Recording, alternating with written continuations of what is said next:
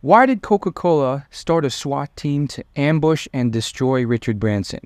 In this video, you'll see why Mr. Beast and Logan Paul have to watch out for the same thing from happening to them so that they can become billionaires. If I told you that these two kids are on track to become the world's first YouTube billionaires, you'd probably call me crazy, right? Logan Paul's energy drink, which he promotes through his social media marketing, has generated over $250 million in revenue in its first year of release. And Mr. Beast's Beast Burger Ghost Kitchen restaurant chain has reported to generate over $100 million in revenue with restaurants across America. And his new chocolate bar product, Feastables, has reported to have generated over $10 million in revenue in the first few months. Like by the end of next year, we could be in like 40, 50,000 locations. And the numbers just don't make sense. There's just one big thing stopping them from achieving massive success and becoming billionaires, and they better watch out for it. And to explain what that is, we need to go back to the days of Richard Branson and Virgin Cola. If you ask anyone on the street to name a soda brand, they'll likely say Coca-Cola or Pepsi. These two giants have dominated the market for over a century. However, in the 90s, there was this one misstep that allowed for Richard Branson to step in and challenge these Goliaths. Coca-Cola launched a failed product called OK Soda for a younger demographic, which allowed Sir Richard Branson, the master serial entrepreneur, who was at the height of his game at the time. He had launched Virgin Airlines, Virgin Records, Virgin Games, Virgin, you name it, and now he had his sights set on soda. Richard didn't have to build his own soda factory or recipe because he just partnered with a Canadian company that already had that infrastructure. We're one of the leading providers of soda for grocery stores. They bottled soda for grocery stores like Publix, Walmart, and Kroger, the typical grocery store sodas. With the infrastructure in place, that left Branson to do what he does best, which is marketing. Sound familiar? It should, because that's exactly how Mr. Beast does it with his ghost kitchens. He has an infrastructure for existing restaurants to make the burger recipes so that he can focus on what he does best, which is marketing those burgers off YouTube. Branson knew how to get attention. His marketing was edgy. It was different. He collaborated with model and actress Pamela Anderson to create a Pammy bottle shaped like her curves. The TV commercials were bold, provocative, and far from traditional. Virgin Cola was everywhere and becoming a significant contender in the EU. Coca-Cola initially underestimated Branson's passion project until Branson started to get a bigger head and enter the US market. It looked like we were going to take Coke for everything they had. We were outselling them in Britain, in all the retailers that we were stocked. And we were outselling Pepsi. I then got a bit too big for my boots and I arrived in Times Square. He came out with a bang and rolled out a tank in Times Square to announce his arrival. With a Sherman tank from Britain, I crushed all these Coke, Coca-Cola, and Pepsi cans. Cola was flying everywhere. And I then turned our Sherman tank's turret onto the Coca-Cola sign in the middle of Times Square. Anyway, Coke didn't take that too kindly. Now, Virgin Cola was definitely on their radars. They quickly assembled a task force to tear down and cut off Virgin Cola at the knees. With bags of money and secret deals, Coke made Virgin Cola disappear from shelves almost overnight. They got bagfuls of suitcases of money. They got a DC-10 on the runway at Atlanta. They filled it with SWAT teams. They arrived in England, and retailers suddenly became very wealthy, and all our Virgin Cola disappeared off the shelves. They kneecapped us, very, very systematically. And we did not know this was going on. I would ring up Tesco's and say, "What are you doing? You've taken Virgin Cola off all the shelves." And they would say, I don't know, they would come up with some excuse. Virgin Cola production scaled back, eventually halting entirely by 2005. So what can Mr. Beast and Logan Paul do to prevent a similar thing from happening? Let me coalesce it into 2 lessons. 1, stay under the radar.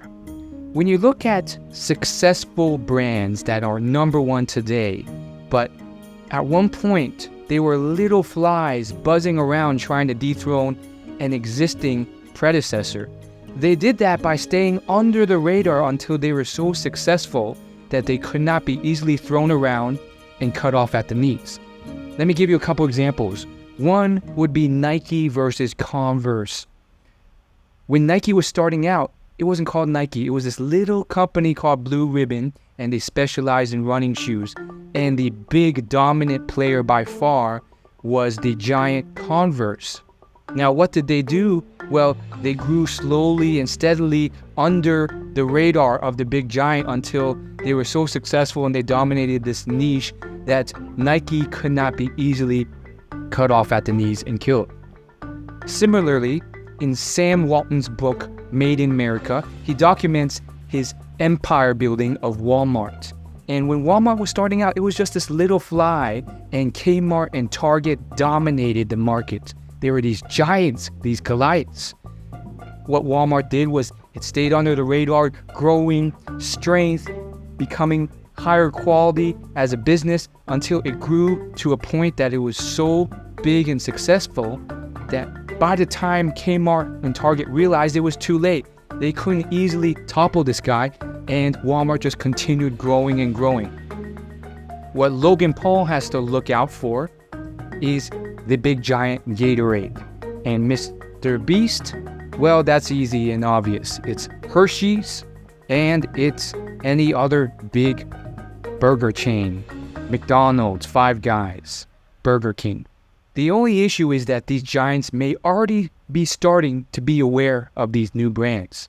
For example, just a couple days ago, Mr. Beast tweeted out to his millions of followers that Hershey's was already doing blind taste tests to audiences on whether people like Feastables or Hershey's products. It doesn't seem like he's really trying to stay under the radar right now.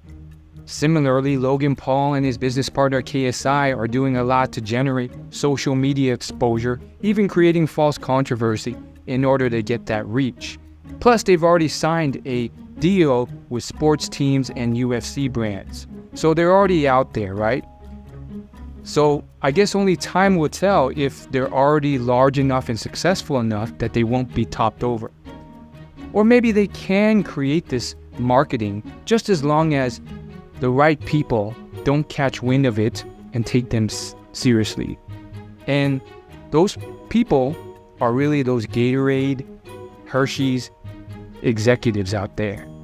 Sure, Hershey's is doing taste tests already with Feastables, but maybe that's just one person in one department who wanted to add that to the list.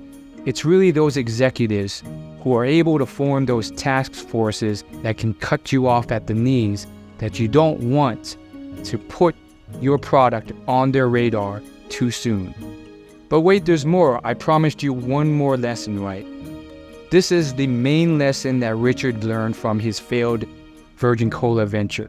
And probably best you hear it straight from the source. What I learned from it was if you're going to take on the biggest company in the world, make sure that you take them on with a much better quality of product than theirs. So now you're probably thinking, well, are those products actually better than what's already on the market? Well, I've had the fortune of trying Beast Burgers as well as many others, and the reviews aren't that great right now. There's a lack of consistency, and the taste and the price just doesn't compete with some names that we're all very much more familiar with. As far as the chocolate bars, they have very basic ingredients, and they're not that much different from the hundreds of chocolate bar brands out there. I know those chocolate bars are not good. I mean, they're mid. And that's fine. They're like $2 chocolate bars. No. You don't like Crunch Bars? I do like Crunch Bars, but again, it's too sweet. Which is better, my chocolate bar or the one that costs 100 times more? definitely yours. Oh, really? Is second. As far as Prime goes, I personally do find that the taste is a lot better than Gatorade. It's not bad. And you're not getting as much sugar. Other than that, I rarely hear Logan or KSI mention any real tangible benefits. Water has 0 grams of sugar. Nothing.